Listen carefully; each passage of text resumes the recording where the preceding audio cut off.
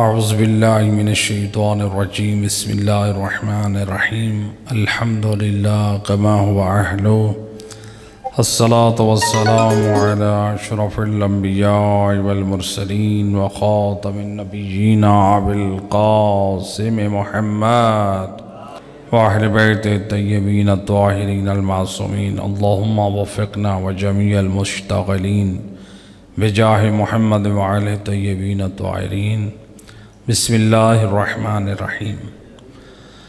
آج جو ہماری صورت موضوع قرار پائی ہے وہ صورت ہے قرآن مجید کی سورہ الغاشیہ۔ قرآن مجید کی یہ سورہ علماء مفسرین نے اس صورت کو مکی صورت قرار دیا ہے اور اس صورت کی 26 آیات ہیں۔ اگر آج یہ مکمل اس کا میسیج ہو جاتا ہے کہ قرآن مجید کی نگاہ میں یا قرآن کریم کے آئینے میں ہمارا کردار، تو آج مکمل ہو گئی تو صحیح ہے، ورنہ جتنی آیات باقی انشاءاللہ کل مکمل کریں گے۔ سب سے پہلے اس سورت کی فضیلت اور شان کے بارے میں روایت حضرت محمد مصطفیٰ صلی اللہ علیہ وآلہ وسلم، آپ نے فرمایا من قرأها حاسبہ اللہ حسابا یسیرا، جو شخص اس سورت کی تلاوت کرتا ہے، سورہ الغاشیہ کی تلاوت کرتا ہے، پروردگار اس سورت کی تلاوت کے صدقے میں اس سے حساب جو ہے آسان لے گا۔ یعنی لوگوں کا حساب مشکل ہوگا، اس سورت کے پڑھنے والے کا حساب آسان ہوگا۔ یعنی اگر کوئی چاہتا ہے میدان معاشر میں حساب میں آسانی ہو تو وہ اس سورت کی تلاوت کرے۔ اور اس کے بعد روایت ہے جو شخص اس سورت کی تلاوت کرے یہ دوسری روایت ہے امام جعفر صادق علیہ السلام سے، اللہم صلی علی محمد، فرمایا من ادمنا قراءہ حل اتاک حدیث الغاشیہ فی فریضۃ او نافلۃ عشاءہ اللہ برحمتہ فی الدنیا والآخرہ۔ امام علیہ السلام زبان عصمت سے فرما رہے جو شخص سورہ الغاشیہ کی تلاوت کرے واجب نماز میں یا مستحب نماز میں، اللہ سبحانہ و تعالی ایسے شخص کو میدان دنیا اور آخرت میں اپنی رحمت کے سائے میں رکھے گا۔ یعنی اگر کوئی چاہتا ہے دنیا میں بھی اللہ کی رحمت میں رہے اور آخرت میں بھی اللہ کی رحمت میں رہے، امام علیہ السلام فرماتے ہیں پھر مستحب یا واجب نماز میں اس سورت کی تلاوت کرنی چاہیے۔ یہاں پہ اب سوال آ رہا ہے، مثال کے طور عام لوگ آ کر سوال کرتے ہیں کہ قبلہ بعض صورتیں ہمیں تو قرآن کی یاد نہیں ہے، کہ ہم موبائل سے یا ہم سامنے پیپر رکھ کے قرآن کھول کے دیوار پہ چسپاں کر کے کیا ہم پڑھ سکتے ہیں؟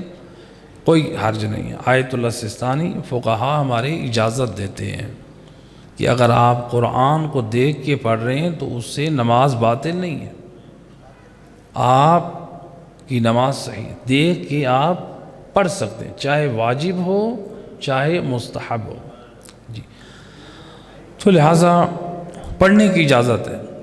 البتہ جو بحث ہے جو فقہا نے کی ہے وہ اس میں کہ قرآن کی طرف دیکھ کے نماز پڑھنا مکروہ ہے یا مکروہ نہیں ہے، تو لہٰذا اس بحث کو میں آپ کو الجھانا نہیں چاہتا ہوں، تو ایک فقہا کا اختلافی فتویٰ ہے۔ تو یہاں پر یعنی اس روایت میں کیا فرمایا کہ جو شخص یعنی اس صورت کی مداومت کرے دنیا اور آخرت میں اللہ کی رحمت میں رہے گا۔ صلوات پڑھے محمد و اہل بیت۔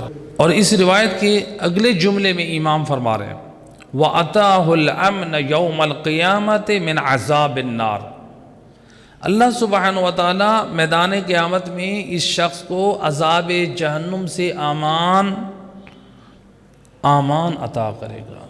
یعنی جو دوسرے لوگ گھبرا رہے ہوں گے، رو رہے ہوں گے، گریہ کر رہے ہوں گے، ہائے افسوس کر رہے ہوں گے، یہ شخص اللہ کی امان میں رہے گا، اللہ کے عذاب سے۔ تو یعنی 26 آیات ہیں، تو لہٰذا انسان جو ہے اس کی مداومت کرے تو دیکھ کے بھی پڑھ سکتا ہے انسان۔ اب ان آیات کی تلاوت، بسم اللہ الرحمن الرحیم۔ هل اتاک حدیث الغاشیہ وجوہ یومئذ خاشعہ عاملۃ ناصبہ تصلی نارا حامیہ تسقى من عین آنیہ لیس لهم طعام الا من ذریع لا یسمن ولا یغنی من جوع۔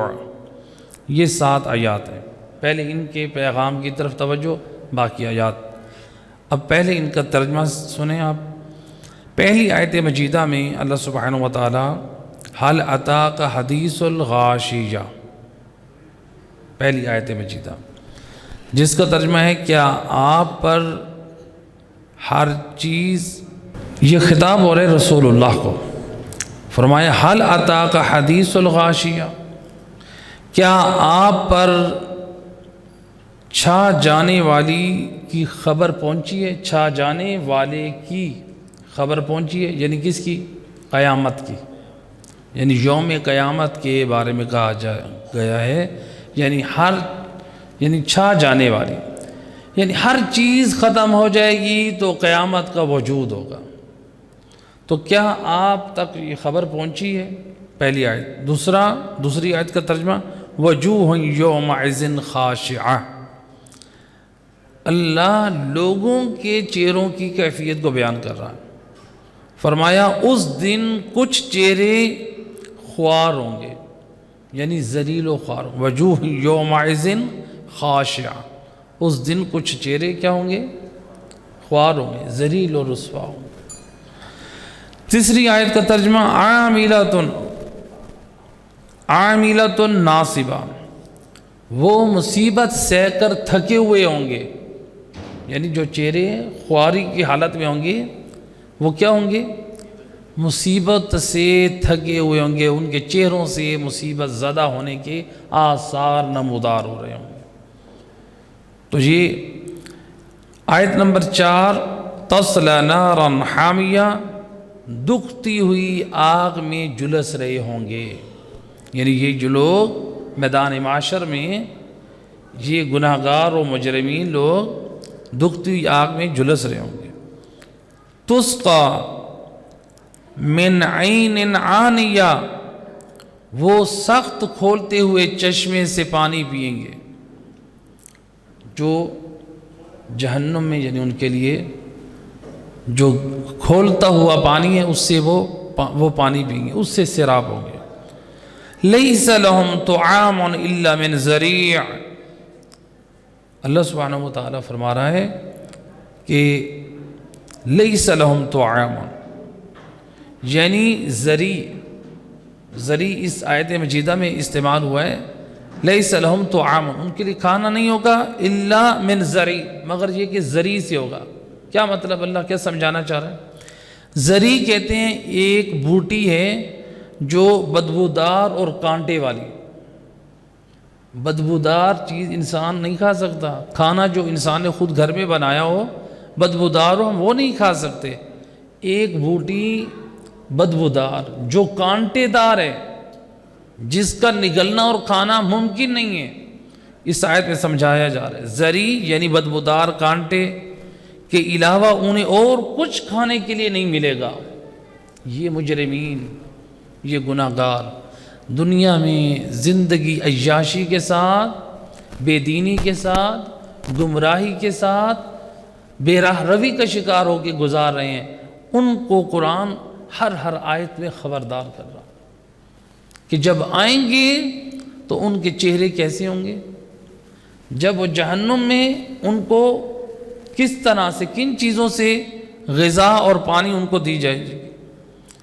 آیت نمبر 7 میں فرمایا لا یسمن ولا یغنی من جوع، ایسی غذا جو نہ انہیں موٹا کرے گی اور نہ ان کی بھوک کو ختم کرے گی، یعنی یہ ایسی غذا ان کو دی جائے گی وہ لاغر کے لاغر ہی رہیں گے، نہ ان کو موٹا کرے گی یعنی صحت مند کرے گی، اور نہ ان کی بھوک کو ختم کرے گی۔ یہ جتنا کھائیں گے یہ خاردار بدبودار بوٹی تب بھی کہیں گے ہمیں کچھ اور چاہیے۔ ان کے مقدروں میں جو دنیا میں بد کرداری، بد عملی، فحاشی، بے حیائی، بے غیرتی کی زندگی گزارتے رہے، اپنی زندگی کو انجوائے کا نام دے کے شراب نوشی کرتے رہے، کلبوں میں جاتے رہے، زنا خانوں میں جاتے رہے، دین کماتے رہے، ان کے لیے یہ خبردار کیا جا رہا ہے۔ دیکھو اپنی دنیاوی عارضی خوشی کی خاطر، عارضی آرزوؤں کی خاطر اپنی ہمیشہ کی زندگی کو برباد نہ کرو۔ قرآن غفلت سے مومنوں کو بیدار کر رہا ہے۔ صلوات پڑھیں محمد وعلی آلہ۔ ان آیات میں اللہ سبحانہ و تعالیٰ نے یعنی ذکر کیا، پہلی آیت میں قیامت کا تذکرہ کیا اور دوسری آیات میں بھی قیامت کا ذکر ہے، تو گویا یہ جو 7 آیات ہیں ان میں قیامت کا ذکر ہے، اور یہ بتایا ہے کہ انسان میدان محشر میں کس طرح، کیسی شکل و صورت میں محشور ہوگا، اور اس کی غذا اور اس کا پانی جو ہے وہ کیسا ہوگا۔ اب پہلی، دوسری اور تیسری آیت مجیدہ، یعنی پہلی میں قیامت کا ذکر، دوسری اور تیسری آیت میں گنہگار اور مجرمین لوگوں کے چہروں کی کیفیت کو ذکر کیا ہے کہ وہ خواری والے چہرے، ذلت اور خواری کے چہرے والے آئیں گے، اور ان کے چہروں پہ مصیبت زدہ ہونے کے تھکے ہوئے آثار، افسردگی کے آثار ان کے چہروں سے ظاہر ہو رہے ہیں۔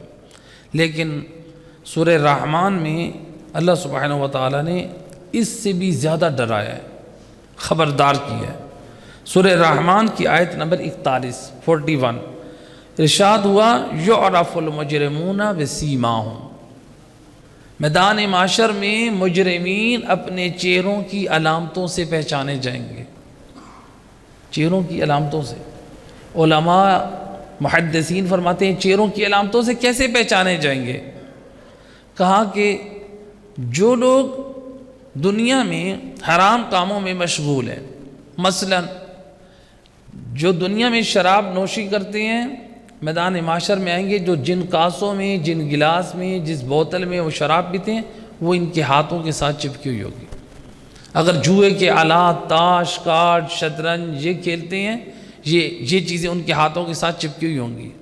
یا اسی طرح سے مثلا جو داڑھی کو شیو کرنے کے لیے ریزر یا دوسری چیزیں استعمال کرتے ہیں وہ ان کے ہاتھ کے ساتھ، اعضاء کے ساتھ۔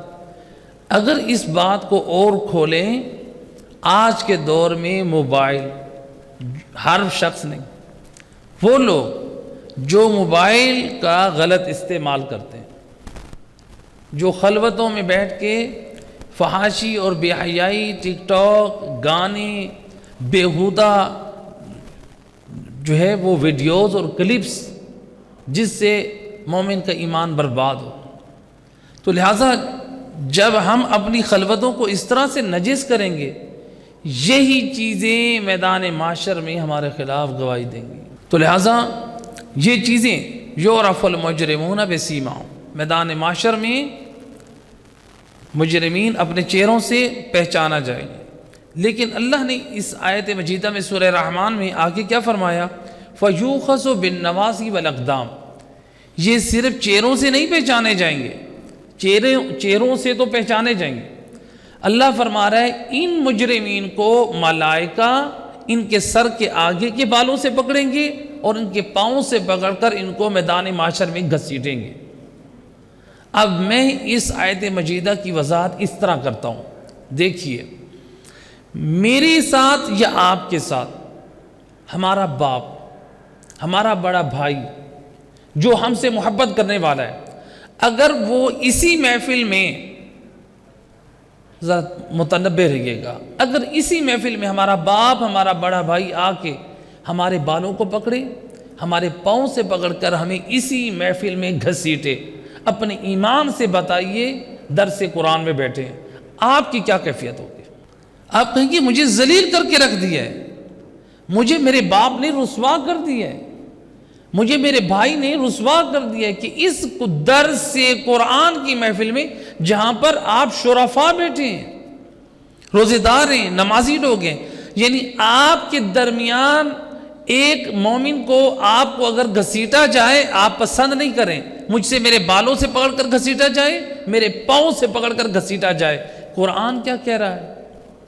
جو دین خدا کا مذاق اڑانے والے ہیں، جو اللہ کے حکم کی نافرمانی کرنے والے ہیں، جو مجرمین ہیں، مجرمین کون ہیں؟ بے نمازی ہیں۔ مجرمین کون ہیں؟ روزہ چھوڑنے والے ہیں۔ مجرمین کون ہیں؟ جو خمس و زکوٰۃ کو ترک کرنے والے ہیں۔ مجرمین کون ہیں؟ جو جھوٹ بولنے والے ہیں، غیبت خور ہیں، چغل خوری کرنے والے ہیں، یعنی جتنے محرمات حرام کام ہیں وہ انجام دینے والے مجرمین ہیں۔ قرآن مجرمین کہہ رہا ہے، مجرمین، کسی ایک گناہ کا نام نہیں لے رہا، کہا کہ جتنی آپ گناہوں کی فہرست بنا سکتے ہیں وہ سب مجرمین کی فہرست میں آتے ہیں، چاہے وہ آپ جھوٹ بول رہے ہیں، چاہے آپ گانے سن رہے ہیں، چاہے آپ فحاشی اور بے حیائی کے آپ جو ہے وہ پکچرز دیکھ رہے ہیں، ویڈیوز دیکھ رہے ہیں، جو کچھ دیکھ رہے ہیں۔ اب ایسے لوگوں کو میدان معاشر میں اللہ کیا کہہ رہا ہے؟ ان کے بالوں اور پاؤں سے پکڑا جائے گا۔ اب ذرا غور کیجئے قرآن کی آیت ہمیں سمجھانا کیا چاہ رہی ہے۔ یعنی میدان معاشر میں ہمارے بالوں اور پاؤں سے پکڑا جائے گا ان لوگوں کو جو مجرم ہیں، اللہ کے دین کا مذاق اڑانے والے ہیں۔ تو میدان معاشر میں کون ہوں گے؟ میدان معاشر میں حضرت آدم سے لے کر سید الرسل تک تمام انبیاء ہوں گے۔ میدان معاشر میں ان تمام انبیاء کے اوصیاء ہوں گے۔ میدان معاشر میں ان تمام انبیاء کے جو ہے وہ امتیں ہوں گی، ان کے کلمہ گو ہوں گے۔ یہ سارے اولین و آخرین میدان معاشر میں ہوں گے۔ اور قرآن کیا کہہ رہا ہے؟ میدان معاشر میں مجرمین کو ان کے بالوں اور پاؤں سے پکڑ کر گھسیٹا جائے گا۔ گویا یہ سمجھایا جا رہا ہے، اے مجرمین، ایک برا انجام دینے والوں، آج تم چار لوگوں میں اگر تمہارے کوئی سر کے بال پکڑ کر گھسیٹے تم اپنی توہین سمجھتے ہو، تمہارے پاؤں سے پکڑ کر گھسیٹے اپنی توہین سمجھتے ہو۔ یاد کرو اس وقت کو جب تمام انبیاء، اولیاء اور امتیں یہ منظر دیکھیں گی اور تمہیں ذلت اور رسوائی کے ساتھ گھسیٹا جا رہا ہوگا، اس وقت تمہاری کیا حالت ہوگی۔ اللہ خبردار کر رہا ہے، اے مومن، اے قرآن پہ ایمان رکھنے والے، اپنی کل کی فکر کر، اپنی اصلاح کی فکر کر۔ صرف دنیا جو ہے وہ خواہشات اور لذات کو پورا کرنے کا نام نہیں ہے۔ دنیا میں جس نیک ہدف اور مقصد کے لیے بھیجے گئے ہیں اس کو سمجھیں، اس پر عمل کریں۔ ایک صلوات پڑھ دیں محمد و اہل بیت۔ تو یہاں پر یہ آیت نمبر سورہ رحمان کی آیت نمبر 41 اب سورہ مومن آیت نمبر 71 میں اللہ سبحانہ وتعالی کیا فرما رہا ہے؟ فرمایا اذ الاغلال فی اعناقہم والسلاسل یسحبون۔ اب دیکھیے اس آیت مجیدہ میں اللہ نے مجرمین کی کیا کیفیت بیان کی ہے۔ قرآن ہے، میں تو اپنی بات ہی نہیں کر رہا، شاید ہو سکتا ہے کہ کوئی کہے کہ بعد میں مولانا صاحب تو میں بہت ڈرا رہے تھے۔ میں نہیں ڈرا رہا ہوں، یہ قرآن کی آیتیں پڑھ کے آپ کو سنا رہا ہوں۔ قرآن کیا کہہ رہا ہے؟ سورہ مومنون کی آیت نمبر 71 میں اذ الاغلال فی اعناقہم والسلاسل یسحبون، ان کو بھاری بھاری توق اور وزنی زنجیروں میں جکڑ کر جہنم کی بھڑکتی ہوئی آگ کے اندر ڈال دیا جائے۔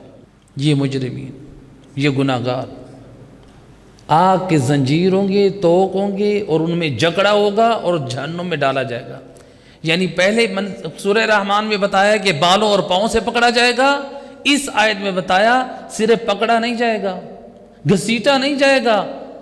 یہ دیکھیں نا ذرا قرآن کس طرح ہمیں سمجھا رہا ہے۔ جیسے ایک سرکش بچہ ہوتا ہے، اس کو بعض لوگ آپ دیکھتے ہیں محلوں میں، گلیوں میں، جو بعض ان کو گھسیٹ کے لے کے جا رہے ہوتے ہیں کہ مثلاً جو پڑھائی کی طرف نہیں جاتا یا کسی کام کی طرف نہیں جاتا تو کیسے اس کو گھسیٹ کے لے کے جا رہے ہوں۔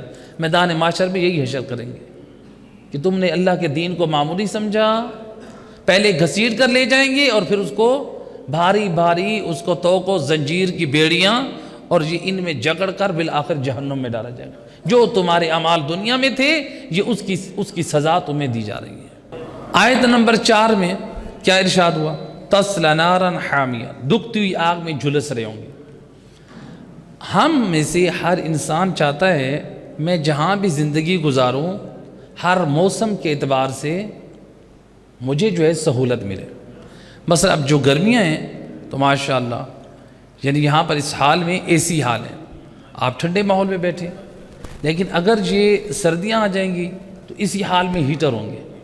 یعنی بشری طبیعت کا تقاضا یہ ہے کہ سردیوں میں اس کو گرم ماحول دیا جائے اور گرمیوں میں اس کو ٹھنڈا ماحول دیا جائے۔ اللہ خبردار کر رہا ہے، اے بد اعمالی اور اے مجرمین، اے گناہ انجام دینے والوں، پھر میدان معاشر میں تم اپنی زندگی گزار کے آؤ گے، میدان معاشر میں جو تمہیں ماحول ملے گا وہ پھر ہماری مرضی سے ہوگا۔ وہ کیسا ہوگا؟ جو قرآن مجید کی آیت مجیدہ وَتَصْلَ نَارًا حَامِيَةً، دکھتی ہوئی آگ میں جلس رہے ہوگی، گرم ماحول، وہاں نہ سردی نہ صرف گرمی ہی گرمی ہوگی، جلانے والی ہوگی۔ وہاں پر ایسا نہیں ہے کہ 4 ماہ بعد وہاں سردی آ جائے پھر وہاں پر ٹھنڈا موسم ہو جائے، بلکہ وہاں پر صرف جلنا ہی جلنا ہے۔ تو لہٰذا قرآن خبردار کر رہا ہے، اے مومن کس غفلت کی زندگی گزار رہا ہے؟ تو اپنی زندگی میں ٹھنڈا اور گرم ماحول پسند کرتا ہے تو پھر اپنی زندگی کو اس قابل بنا جو مستقل، جو ابدی زندگی ہے، وہاں پہ پھر تو رحمان کی رحمت کے سائے میں، محمد والے محمد کے محبت کے سائے میں، جنت میں ان کے ساتھ اس ماحول میں رہ سکے جو تمنا ہم کرتے ہیں جنت میں رہنے کی، اعمال جنت والے نہیں کرتے۔ میں یہاں پہ ایک مثال دیا کرتا ہوں، دیکھیں ہمارے یہاں ہر شخص وہ یہی چاہتا ہے کہ میں پہلے بزنس کروں اس کے بعد میں گھر بناؤں، ایسے کہ نہیں؟ یعنی اگر غریب طبقے سے ہے یا مثلا متوسط گھرانے سے ہے یا بڑے گھرانے سے، ہر ایک بزنس، گھر، گاڑی اور سب کچھ ٹھیک ہے، اسلام منع نہیں کرتا ہے، لیکن ہمیں اس چیز سے بھی عبرت حاصل کرنی چاہیے۔ امام فرماتے ہیں، معصوم کی روایت ہے، تمہارے ارد گرد جتنی چیزیں ہیں ہر ایک میں عبرت ہے، ہر ایک میں، حتیٰ کہ ہم یہ سپیکر ہے اس میں بھی عبرت کا پیغام موجود ہے، اگر ہم اس میں ابھی فکر کریں ہر چیز میں عبرت ہے۔ اب یہ جو ہم گھر بناتے ہیں، مثلا مثال کے طور پہ عام لوگ 2 مرلے کا گھر بناتے ہیں، 1.5 مرلے کا گھر بناتے ہیں، اس مکان بنانے کے لیے ان کو کتنی زحمت اٹھانی پڑتی ہے؟ کتنے سال؟ 10 سال، 15 سال، 20 سال، ایسے کہ نہیں؟ یعنی ہر شخص اپنی حیثیت کے مطابق جو مکان بناتا ہے اس کو چند سال ضرور لگتے ہیں، پھر جا کے وہ مکان بناتا ہے۔ ذرا غور کیجئے، دنیا میں ہم ہمیشہ رہنے کے لیے نہیں آئے، عارضی زندگی ہے، اس میں ہم زندگی گزارنے کے لیے اپنا جو مکان بنا رہے ہیں تو ہماری عقل کہتی ہے کہ آپ کو پہلے کچھ جمع کرنا ہے، آپ کو محنت کرنی ہے، محنت کے بعد پھر آپ اس قابل ہوں گے کہ رہائش کے قابل ہوں گے جس میں وہ آپ تمام نعمتیں اپنی آسائش اور آرام کی مہیا کر سکتے ہیں، لیکن آپ کو محنت کرنی ہے، یعنی آپ کو عمل کرنا ہے، ایسے کہ نہیں؟ جو ہماری عقل یہی کہتی ہے کہ اے نادان، اے غافل انسان، تو اپنی دنیا میں چھوٹا سا گھر بنانا چاہتا ہے اپنی آسائش و آرام کے لیے، وہاں اس کے لیے اتنی محنت کر رہا ہے، دن رات محنت کر رہا ہے، اور جو آخرت میں گھر چاہتا ہے اور وہ گھر بھی عام نہیں بلکہ وارثان جنت محمد والے محمد کے پڑوس میں، اور اس کے لیے ہم چاہتے ہیں ہمیں زحمت بھی نہ کرنی پڑے، اس کے لیے ہم چاہتے ہیں ہمیں محنت بھی نہ کرنی پڑے، لہٰذا وارثان جنت جی تو چاہتے ہیں آپ دیندار بن جائیں، آپ نمازی بن جائیں، آپ قرآن والے بن جائیں، آپ ہم آل محمد کی سنت پر عمل کرنے والے بن جائیں، آپ لوگوں کے حقوق ادا کرنے والے بن جائیں، آپ سچ اور جھوٹ کی تمیز کرنے والے بن جائیں، آپ اخلاق کریمہ کے مالک بن جائیں، آپ ائمہ اہل بیت کی سیرت طیبہ پہ عمل کرنے والے بن جائیں۔ اہل بیت اطہار ہم سب کو باکردار دیکھنا چاہتے ہیں۔ تو یہاں پر صورت میں یہ بیان ہوا کہ ان کو پانی کیسا پلایا جائے گا؟ تُسْقَىٰ مِنْ عَيْنٍ آنِيَةٍ، یعنی کھولتا ہوا پانی۔ اب کھولتا ہوا پانی یعنی جہنم میں گناہگاروں کا جو پانی وہ کیسا ہوگا؟ حدیث میں ہے کہ اللہ جہنمیوں پر پیاس کو مسلط کرے گا، پھر ان کو گرم پانی پیپ آلودہ پینے کو دیا جائے گا۔ صرف پانی نہیں، پہلے اللہ جہنمیوں پہ پیاس کو مسلط کرے گا، پیاس سے نڈھار ہو جائیں گے، پھر ان کو گرم پانی ملے گا، اور وہ صرف گرم پانی نہیں ہوگا، پیپ آلود، جو زخموں سے گندا پانی بہنے والا، اس سے آلودہ پانی وہ دیا جائے گا۔ لوگ پیاس کی شدت کی وجہ سے زیادہ پی جائیں گے، شدت پیاس کی وجہ سے زیادہ پی جائیں گے، لیکن ان کی پیاس ختم نہیں ہوگی۔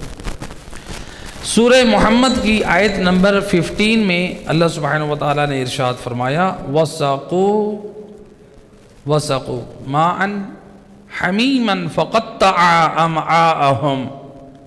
اللہ قرآن مجید کی اس آیت سورہ محمد کی آیت نمبر 15 میں فرما رہا ہے کہ جہنمیوں کو جو پانی دیا جائے گا وہ اس قدر گرم ہوگا کہ ان کی آنتڑیاں ٹکڑے ٹکڑے ہو کر گل کر گر پڑیں گی۔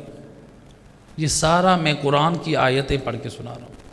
دیکھیے یہ قرآن ہمیں خبردار کر رہا ہے، غفلت سے باہر نکال رہا ہے کہ انسان اپنے آپ کو غفلت سے باہر نکالے۔ تو لہٰذا یہاں پر اس آیت مجیدہ میں یہ ہمیں خبردار کیا گیا۔ معصوم فرماتے ہیں، روایت ہے، اگر اس پانی کا ایک قطرہ، اگر اس پانی سے ایک قطرہ ڈالا جائے تو اس کی، یعنی دنیا میں ڈالا جائے تو اس سے خاک نظر نہ آئے جس سے سب کچھ جلا دے، جہنم کا وہ کھولتا ہوا ایک قطرہ پانی کا ڈالا جائے، جہنم کا پانی، تو وہ خاک کو جلا کے رکھ دے،